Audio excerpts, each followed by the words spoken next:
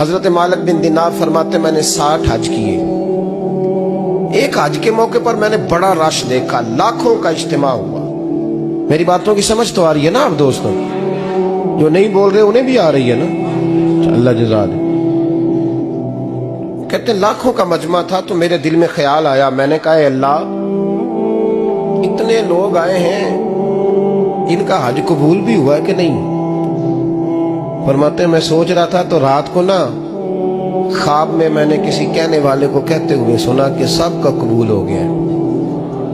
بلخ کا رہنے والا محمد بن ہارون بلخی ہے, اس کا حج قبول نہیں.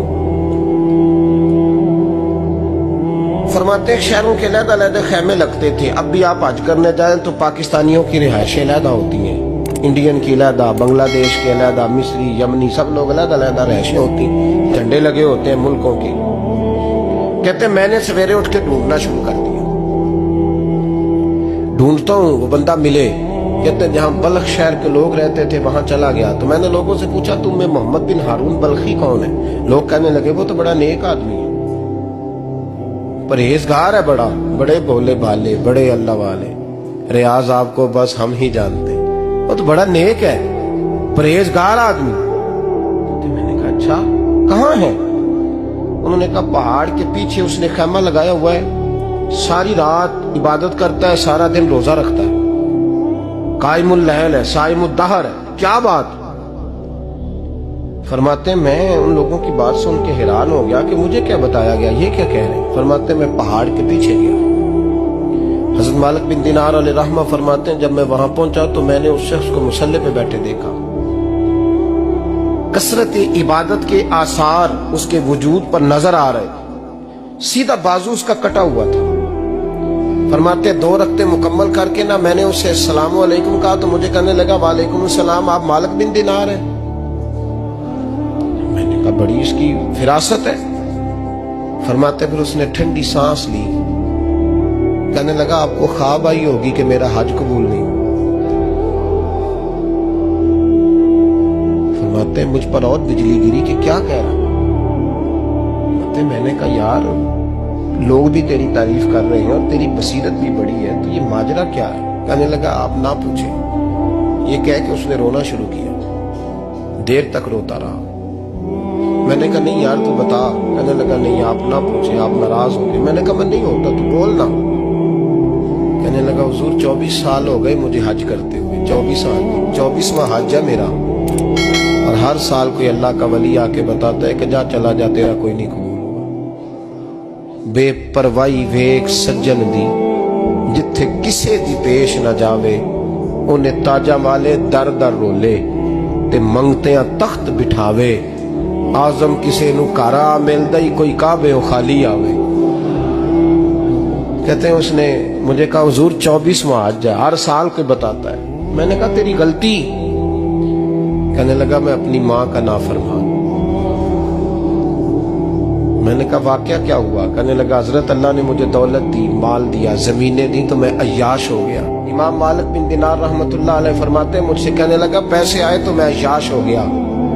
رمضان کا مہینہ تھا, عصر کے بعد میری اماں افطاری کی تیاری کر رہی تھی, میں گیا, میں نے کہا شراب پی ہوئی, اماں روٹی دے. تو اماں کہنے لگی شرم کر, شرم کر, روزہ رکھا نہیں تو جنہوں نے رکھا ہے ان کا تو خیال کر.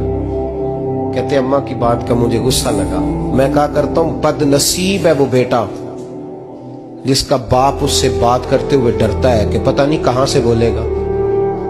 بد نصیب نہیں وہ بیٹا جس کی ماں اس سے بات کرتے ہوئے سہم جاتی ہے کہ پتہ نہیں کون سی بولی بولے گا. بد نصیب نہیں کہ ماں باپ بھی جس سے کھول کے بات نہ کر سکے.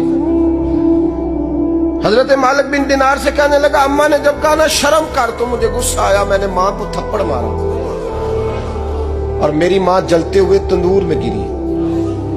لوگوں نے مجھے پکڑ کے اندر بند کر دیا کمرے میں. ساری رات میں شور سنتا رہا پر نشے میں دھوت رہا. سویرے آنکھ کھلی تو میری بیوی بیگ باندھ رہی تھی.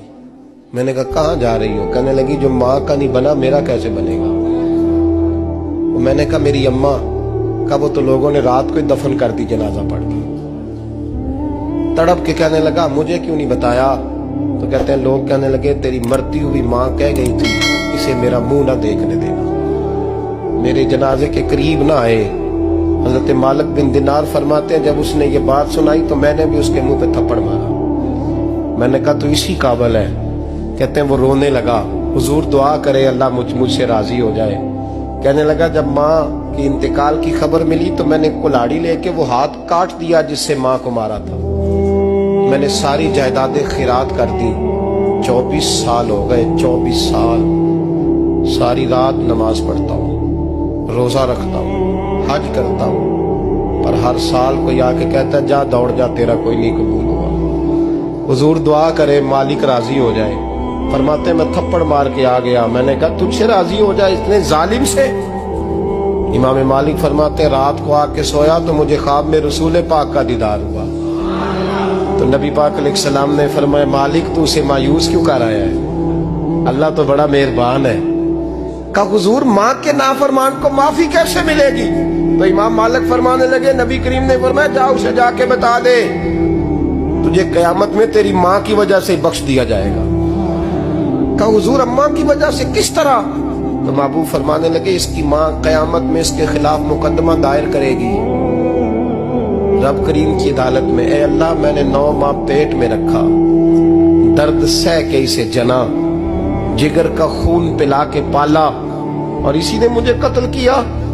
रब करीम इसकी माँ का मुकदमा सुन के कहेगा उठाओ इसको दोज़ख में फेंको, इसने माँ जलाई थी इसे भी जलाओ। महबूब फरमाने लगे जब पकड़ करके मालिक उसको मोहम्मद बिन हारून को लोग ले जाएंगे ना जहन्नम की तरफ, अभी फरिश्ते घसीटेंगे ही तो पलट के फिर अम्मा की तरफ देखेगा और दूसरी दफा फिर घसीटेंगे तो पलट के देखेगा और तीसरी दफा फिर पलट के कहेगा अम्मा ये मुझे जलाने लगे, अम्मा ये जहन्नम में फेंकने लगे। मेरे हबीब फरमाने लगे वो जल के मरने वाली माँ वहां भी बोल पड़ेगी, कहेगी या अल्लाह चल मैंने माफ किया तू भी माफ कर दे। ऐ अल्लाह मैंने माफ किया तू भी माफ कर दे, अल्लाह तू माफ कर दे इसे।